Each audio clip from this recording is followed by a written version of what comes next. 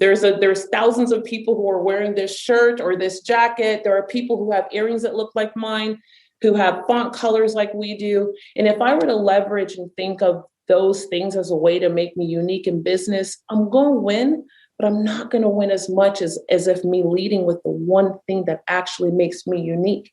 It's my story. Welcome to Inspiration Rising. My name is David Trotter, and I'm a business growth consultant. I'm passionate about helping business owners, just like you, rise above your biggest barriers to reach your greatest goals, all without the paralyzing overwhelm, feeling all alone, or wondering what the heck to do next.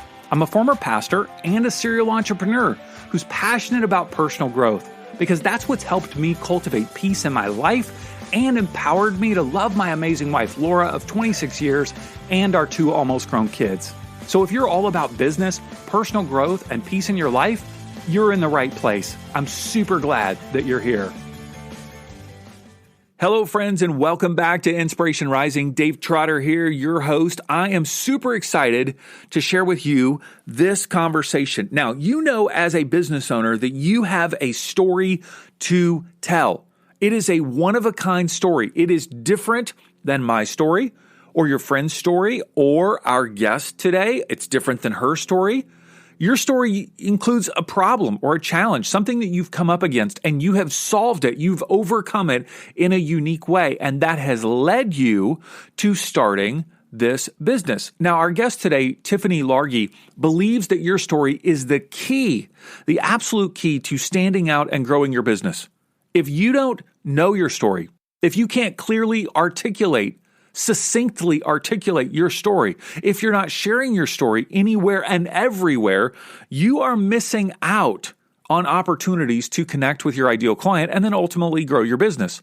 Now, Tiffany, if you are not familiar with her, she is amazing. She is the creator of the Do the Damn Thing Nation. It is a group that offers business training and support to idea-driven entrepreneurs. She speaks around the world on sales strategy, entrepreneurship, and profit building. She has dedicated her life to end small thinking worldwide. Now, I'm not going to tell you her story here in the intro because she tells you her story in our conversation, and I think it will be much more powerful to you.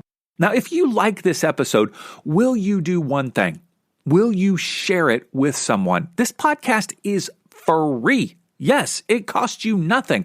All I ask is that you would spread the love by telling a friend to listen and subscribe to the Inspiration Rising podcast on their favorite podcast app. There's a bazillion podcast app. There's the Apple Podcast app, Google Podcast app. There's like Stitcher and Spotify and your mama's podcast app. Just tell them, go on there, search Inspiration Rising, click subscribe, and start listening to over 180 episodes of audio inspiration. All right, let's jump into my conversation with Tiffany Largie. Tiffany, thanks so much for taking time to hang with me today. I appreciate it. I'm so excited. Yeah, it's good to be with you. Today, we're talking about stories, our own story and the story of our business. And why is it important, first of all, for business owners to have a story to tell? Yeah, so it's like I want you to think of it like this. There's kind of 2 buckets in this story conversation. There's stories, and then there's telling your story. For the purpose of what we do, I am so focused on the business owner telling their story. And there's a handful of reasons why, but the first and foremost, it's like, man, when I started teaching 5 years ago, there were all these amazing people who were, I would like be done keynoting and I'd come off the stage and I'd be like, so how's business? And I heard the same thing. Oh, well, we're revamping the website and, we've got new photos. And it was always this thing of, this is what's going to make me unique. So I'm investing in photography and I'm going to have an amazing font and I'm going to get the slogan that nobody else has. And I'd be like, like deep sigh. And not that those things are not valid. Sure. But the truth of the matter is that none of those things really make us unique. I mean, in real talk, within 5-10 miles of where I'm standing right now, there's some other woman who has dope, amazing pink lipstick and yellow nails, right? There's thousands of people who are wearing this shirt or this jacket. There are people who have earrings that look like mine, who have font colors like we do. And if I were to leverage and think of those things as a way to make me unique in business, I'm going to win, but I'm not going to win as much as if me leading with the one thing that actually makes me unique. It's my story. On the planet, you know, in the history of this planet, there has never been another Tiffany Largie, and there will never be another Tiffany Largie. So if I'm really going to, you know, like stand out in the market, be unique, and slice through the noise, I have to deliver first, second, and third, the one thing the world has never heard of before, which is why story for me is like everything. So good. And so I also heard you right when you were beginning differentiating between some people who tell, kind of teach us how to tell stories as a way to sell or to communicate, which is great, versus, as you're saying, telling your own personal story. How do you see like your own story and business story overlapping, or are those two separate things, you know, like, cause a brand story versus a personal story, how do those interplay with one another? You know, for me, your story is your company's brand story. It's not even that they overlap, they're one and the same. Okay. And the truth of the matter is that, you know, like when we go into business, we're solving a problem. At the end of the day, all of us in business, whether we're 1 people, 12 people, employee size, or 5,000, we're solving a problem. And the person buying the product or handing us dollars is, you know, they're buying a solution. Yes. So in that 9 out of 10 times, we're actually solving a problem that we've solved for ourselves, and or we're solving the problem in the way we solve problems for ourselves. So either way, true to the CEO, the story and the solution is one and the same. And the problem that I face, like everything about me is do the damn thing nation. I don't want you to think of it as stories versus my story. Think of my story allows me to tackle the very first objective in every business, positioning. I have to position in the market, like what problem am I really solving? Who am I solving it for? What gives me the right to solve this problem? Why do I even want to do it? And without those 4 questions, we don't really get to, without those 4 questions being answered, we don't really get to make it clear to the market. This is why you should trust me first before company A and company B.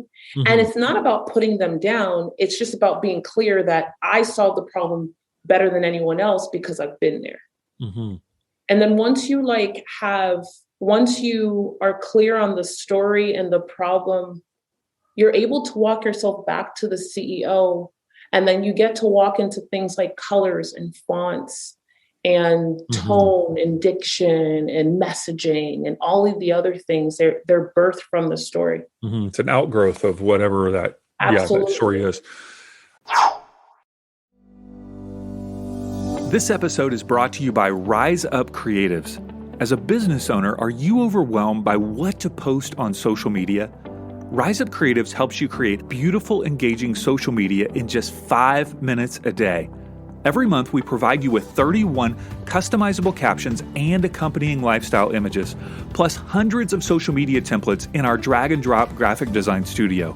For only $25 a month, you'll start standing out to your ideal client, increasing engagement, and saving loads of time in the process. Sign up today at riseupcreatives.com. That's riseupcreatives.com.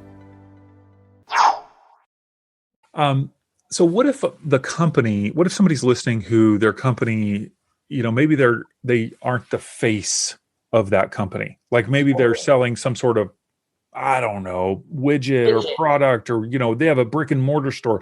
Like you ran a couple of brick and mortar stores. I did. So like how, and I don't know, maybe back then you weren't embracing this concept of story, but like how does somebody who runs a brick and mortar store, if they don't put their face out there, are you saying, no, you need to put your face out there? Or if they say, I can't, help me, how do they do that? Yeah, you know, I'll tell you the truth. I love this actual question because it's one of the things that I wish I had understood more of back then.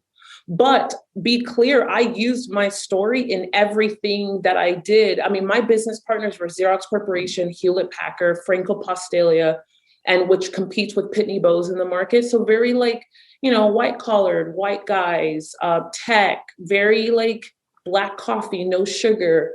And that's important. I have to highlight that because that black coffee, no sugar is part of a certain a person. I had a responsibility to ask myself, okay, well, what are we building here? And if I'm competing with other products that are in the market, I could totally have a website that says, well, we care about our customers and the customers have our cell phone numbers and we're available on the weekend and all the other things, or the customers first. But the truth is that if you hear that message sits inside of the other 8 companies in the market with me from a local perspective or even a regional perspective. So if I were to rely on these facts, like we've been in business for 20 years, well, so has John.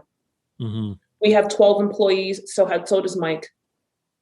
We have XYZ technology. If the CEO doesn't put themselves in front of the product, then they are missing a key opportunity to sell to the people who need them the most, which is not the people who are already sold, but the people who don't believe that they have the problem. And, let me give you the greatest example of it, because this, I tell you, is what really like made me go, whoa, this is important. So Steve Jobs, for me, he revolutionized the business world. I know a lot of people love him for what he did innovation-wise, and I'm here for that. But when you think of Apple, you still think of Steve Jobs. He put himself in front of the products and in front of the innovation, and he kept himself there. And when he launched the iPhone, it's the greatest kind of example of what the expert does and why the story is so important, because the expert, when they use their story, they display the facts and their expertise. And so therefore, I don't need to be in business for 25 years. I don't need to have a college degree. I don't have to have a license. I've done it. I built a 7-figure business without an online funnel, right? Or I found a way to become a keynote speaker without joining an agency, like whatever quantifiable win I have. Once I've done it on this planet, it becomes a fact. Now, the cool thing is that the market's kind of divided between the general practitioner and the expert. And what Steve Jobs did is he was like, oh, I'm going to put myself right in front of this company. And then we had the take up of the computers or the personal device. But then he went on a whole nother level and he started creating these events. And he had this 3-day event. And it's actually the reason why we do events, because he got all of these amazing minds from around the world into a room. He stood on a stage. And for 2 days, he almost manufactured a problem. Oh my gosh, we have a laptop and a PDA and a cell phone and a beeper. Nobody was rolling around on the ground crying about the fact that they had to carry a beeper and a laptop and a PDA. But his willingness to put himself in front of the product that he thought was the solution to a problem that we actually really didn't know that we had was a game changer. And if you were to ever watch the set of the 3 days, he spends almost 2 days talking about the problem. Wow. 2 days just talking about the problem, and then eventually gets into the solution. Walk me through, I know you have kind of a 3-step or 3 key elements of a business owner's story. Would you mind kind of walking us through those 3 key elements? Because you've just set this up beautifully. I mean, I'm sold. Like if I have people like that. They're like, oh, I'm nervous. I don't want to be out in front of my company. I'm fat. I'm not cute. I'm not sexy. I'm not, you know what I mean? Totally. You know what I mean? All those, I'm not smart enough, blah, blah, blah. Totally. So give me those 3 key elements that you think are real helpful in a story.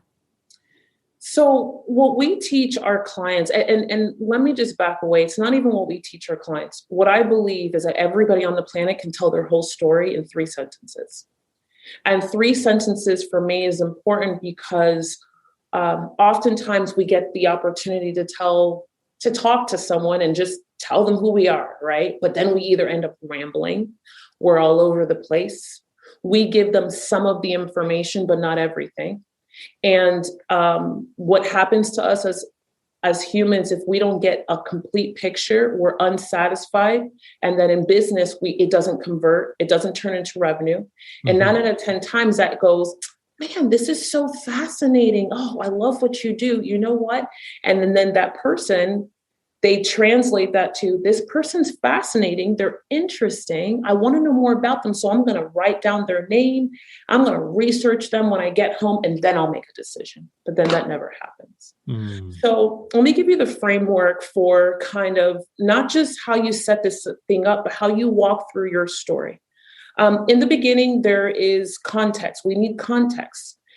We have a place, a setting. We need the people that are involved.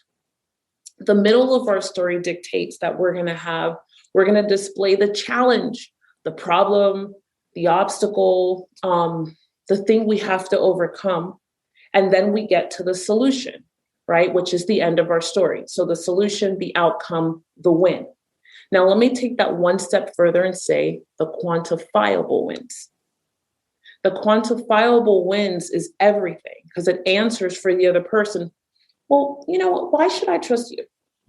Why should I trust you versus Mike? I just heard Mike speak or teach, or I read his book. Why should I trust you? And the quantifiable wins are the desired state of the customer you want to serve, whether it's widget or service. So right in between the middle and the end of the story, we have this cool thing that walks in. It's called the bridge. How did we do it? What's the thing we did in order to get the solution? And that's it. So setting your story up in those 3 sentences with that framework answers all of those questions. What problem am I solving? Who am I solving it for? What gives me the right? And why do I want to solve it?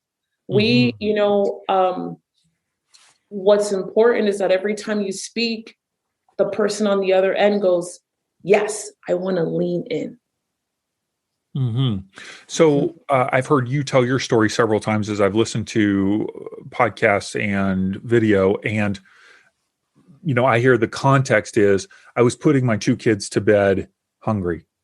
And then the problem is I've got to find a way to generate income. I don't know if this is how you tell it. You know what I mean? But I'm trying to fit in your story into the framework.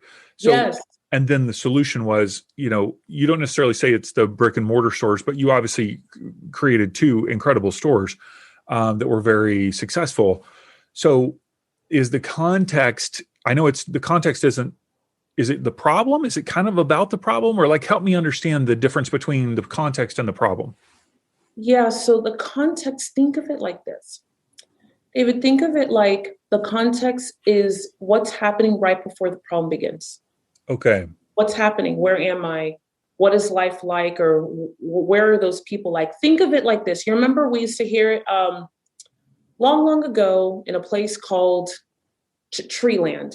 There lived a prince and a princess, and they wanted to get married, but they couldn't get married, David, until they slayed the dragon. Once they slayed the dragon, they lived happily ever after. The end. Gotcha. Okay. Right. So I'm telling it in a third person, of course. And really it's a first person. It's my account. But I'm giving you the context because we've all heard something like that. Yes. And we have the beginning. We can visualize this prince and princess in Treeland.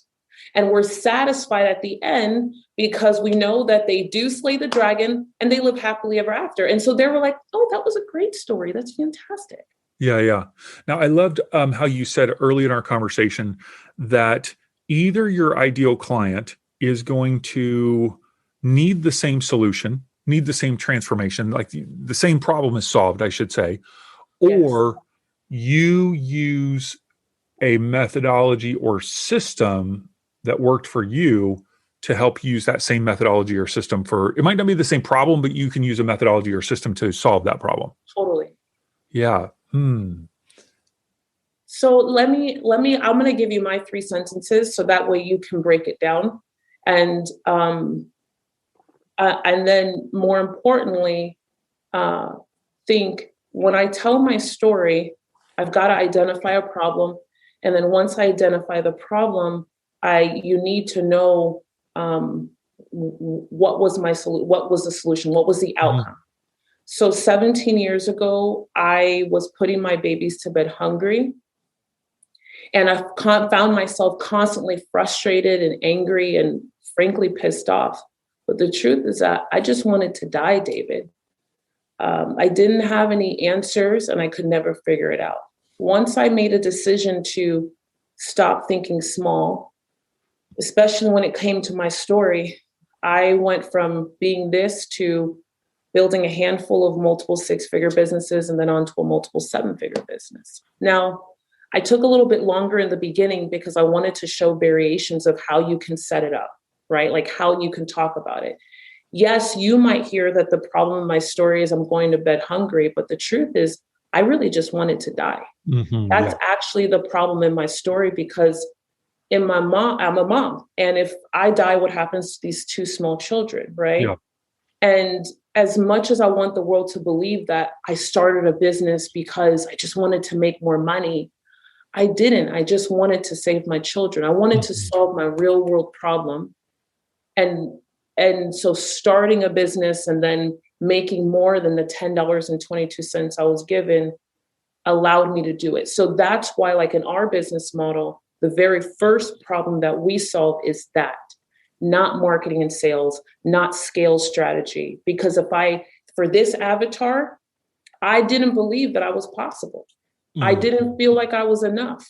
I was surrounded by a world of people who made me feel like I was never going to be enough until I got a college degree, until I got a license. And so my avatar, the person who we want to serve, they're still feeling that right now. So I could teach them all the sales and marketing strategy on the planet and scale and tactics. Wouldn't matter. Yeah. Their belief that they're not odd, they're not strange, it's not too late, and they're possible, even though they're not perfect. So good. Tiffany, you're amazing. I love this conversation. You're a rock star. You're awesome. So good. Okay, so where and how? So I've got this story. Do I just start DMing people my story in 3 sentences, or do I put it on a billboard? How do I tell the story?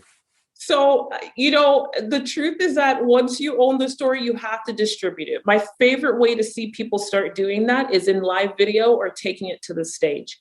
One of the ways that we demonstrated it. So, my favorite non-COVID and COVID is in networking meetings. When you have 60 seconds, I promise you, it is my favorite because those 60 seconds they're thrown away. They're no matter what networking, everybody gets an opportunity, tell everybody who you are and what you do.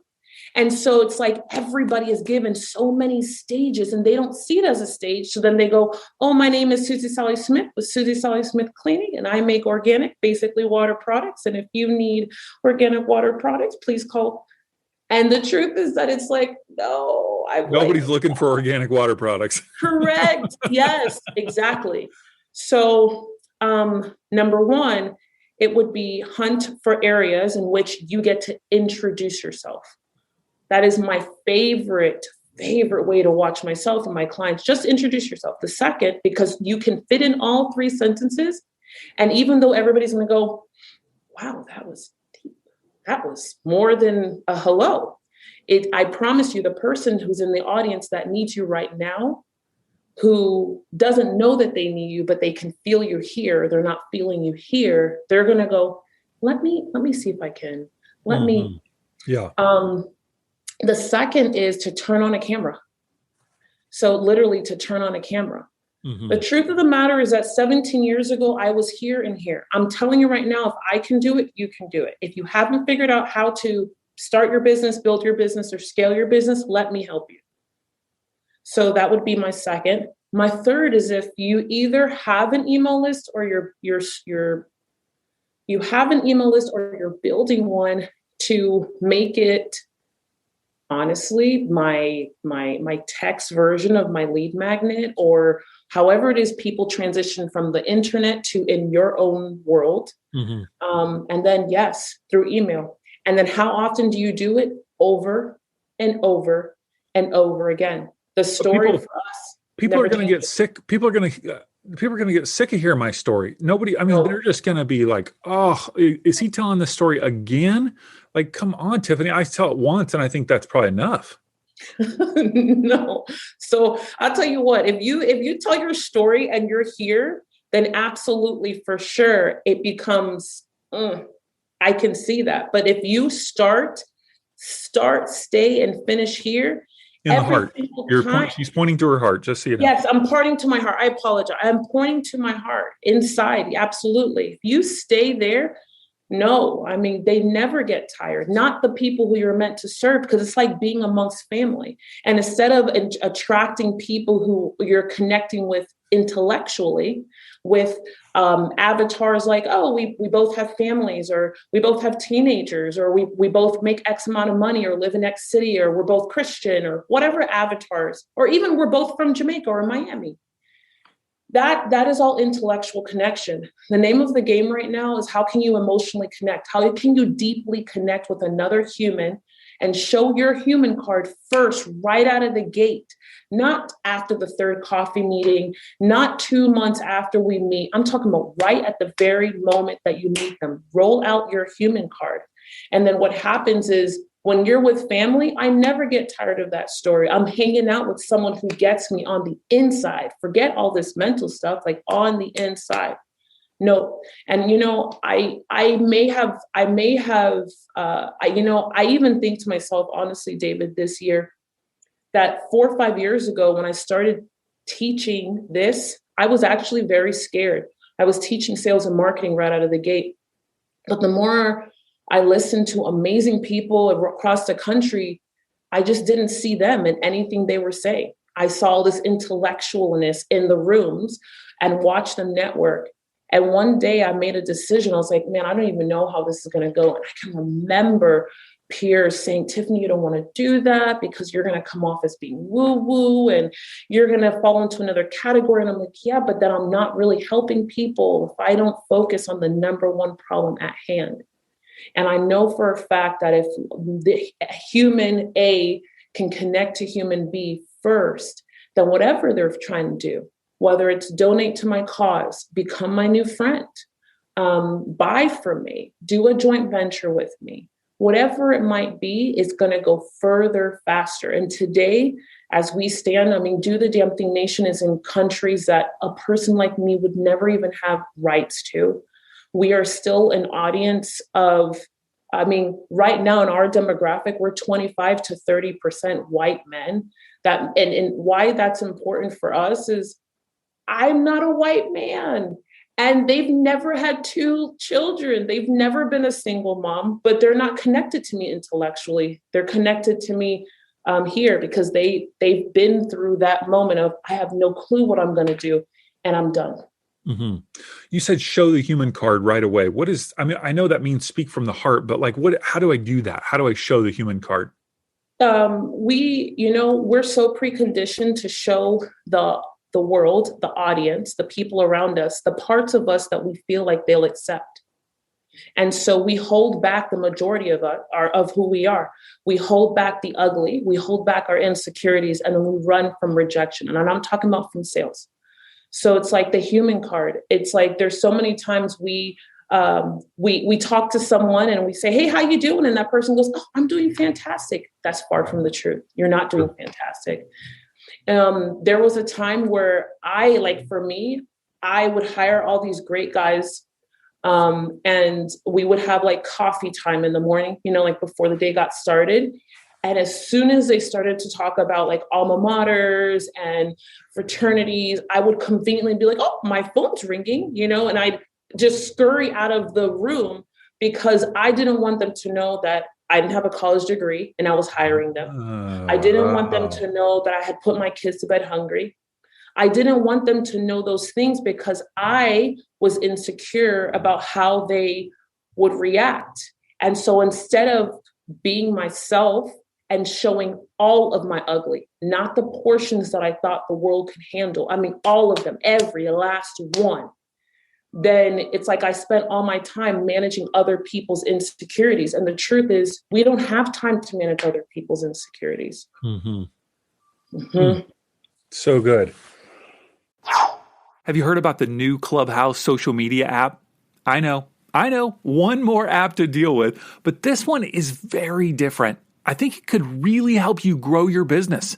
Now, to help you understand the basics of the app and how to leverage it for your business, I've created a free video called Clubhouse 101, and you can watch it at insporising.com/Clubhouse 101. I'll show you all the screenshots from the app, how to use it, and the 5 ways that I believe are the secret to growing your business in 2021. Check it out. It's absolutely free at insporising.com/Clubhouse 101. So I think about my own story. Obviously, how could I not in the process of, this exchange? And one of the things that's interesting is I have a lot of problems. I have a lot of previous problems, maybe I should say. A lot of previous problems. And I've got to think about, what's the interwoven thread between those problems, and or just choose one problem to highlight at a certain time, depending on the audience. But I'll appear on podcasts.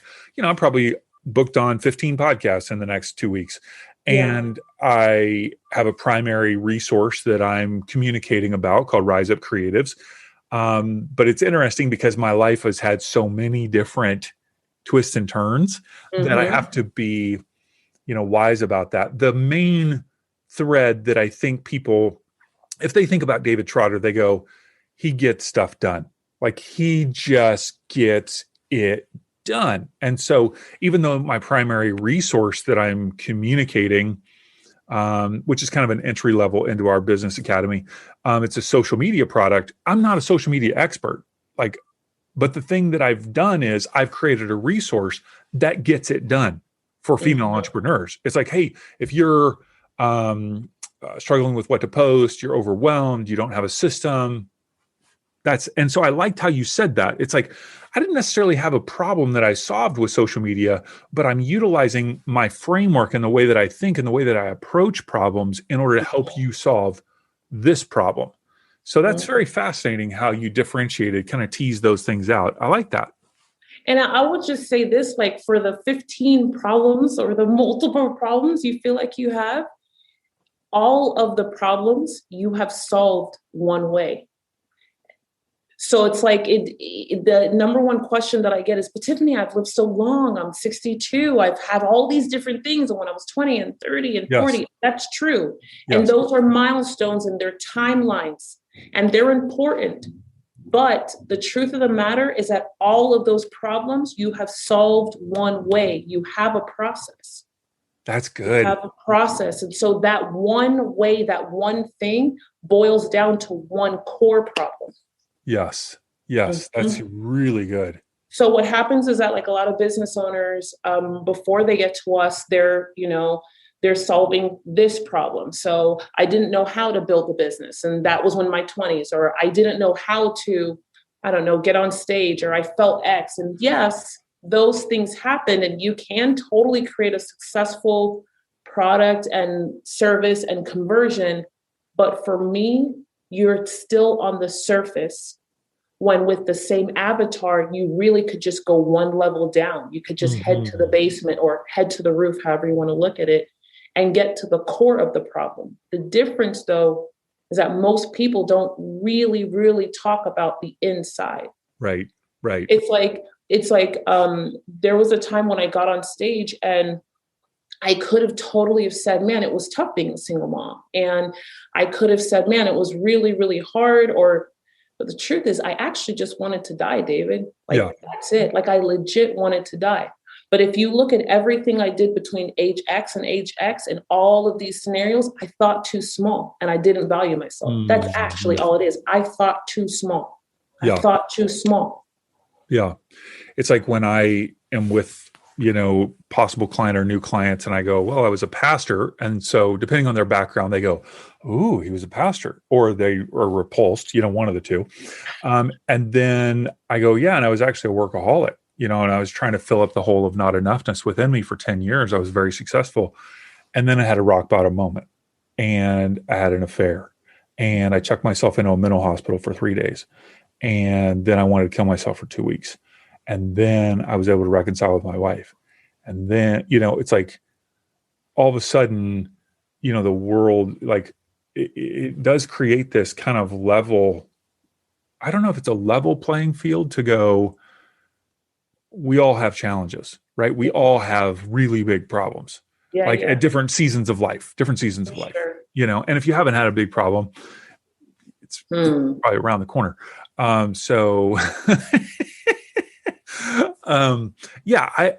really resonate with just telling just the way that you've broken it down and how you tell your story. So good. Okay, so if people want to work with you, I know you have multiple different avenues. You have the Just Do the Damn Thing podcast. Sorry, I just cussed, Mom. And then tell me how else people could work with you if they love what they're hearing. Absolutely. So first and foremost, do a story check, crushitwithyourstory.com. And literally, it's a simple guide and you can check us and go, great. Do I include these things in my story as I distribute, as I'm marketing, as I'm talking? It's so quick and clean and delicious. Crushitwithyourstory.com. Mm-hmm. Yeah. We'll put it in the show notes, of course, as well. And then next, I would say, man, if you're like, I have no idea how to, or where do I, and you feel like you're at a place, send us a note. Totally send us a note to Tiffany@tiffanylargie.com and tell us what's going on. We'd love to hear from you. And last but not least, we'll make sure that we leave some type of awesome discount code for your audience for Night School. Night School is the place where once a quarter every year, I teach a 7-day journey of how do you tell your story, then how do you distribute your story, and then how do you convert with your story. And it's me teaching for 22 hours. It's pretty neat. And that discount code, do you happen to have it? Or should we put it in the show notes later? It's going to be David. David, what the heck? It's going to be David. We're going to make it very coincidental. That is my name. That is crazy. All right. We'll put all those links in the show notes. You can swipe up on your phone now if you would like to. Tiffany, you are a rock star. Super fun to talk to you. And I'm just basking in your wisdom. Thank you for being here. Thank you. Thank you. Thank you. Hey, congrats on listening to another episode of Inspiration Rising. Why congrats? Because you're pouring education and inspiration into your mind and heart. And that's something we all need if we're going to grow our businesses and reach our goals in life. Now, if you enjoy Inspiration Rising, do us a favor, share it with a friend. Take a screenshot of your favorite episode and text it to them. Tell them to search for Inspiration Rising on their favorite podcast app and click subscribe. And if you haven't already, be sure to sign up for Inspo Text. That's our daily inspirational text messages. Just text me right now at 949-401-6090. That's 949-401-6090. Just say, hey, Dave, what's up? You'll get an automated reply with a link where you can add yourself as a contact. And of course, you can always unsubscribe. I want you to know today that you're inspired, empowered, and loved. Not because of the way you feel or what anyone else says about you, but because that's your true identity.